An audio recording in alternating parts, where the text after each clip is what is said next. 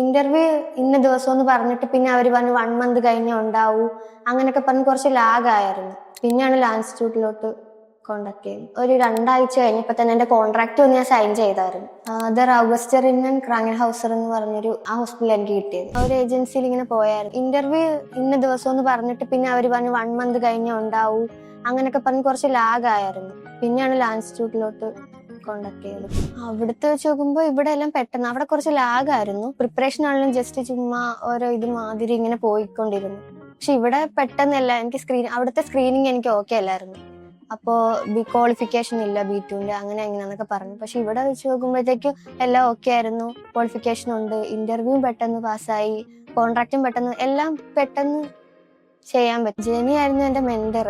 എനിക്ക് എക്സ്പീരിയൻസ് ഇല്ലായിരുന്നു, അപ്പൊ എനിക്ക് കിട്ടുമോ എന്നുള്ളൊരു ടെൻഷൻ ഉണ്ടായിരുന്നു. ഇപ്പൊ അവിടെയൊക്കെ എക്സ്പീരിയൻസ് വേണമെന്ന് പറയുന്നുണ്ട്. അപ്പൊ ഇവിടെ എക്സ്പീരിയൻസ് കുഴപ്പമില്ല, ഫ്രഷേഴ്സിനെ കൊണ്ടുപോകും, കുഴപ്പമില്ല എന്ന് പറഞ്ഞപ്പോ തന്നെ ഹാപ്പിയായി. ഫ്രണ്ട്സിനാണേലും കുറച്ച് പേരൊക്കെ ഉണ്ട് എക്സാം എഴുതി പാസ്സാകാൻ നിൽക്കുന്നവരൊക്കെ ഉണ്ട്. എന്തായാലും ഞാൻ അവർക്ക് വേണ്ടി എന്തായാലും ഞാൻ റെക്കമെൻഡ് ചെയ്യും.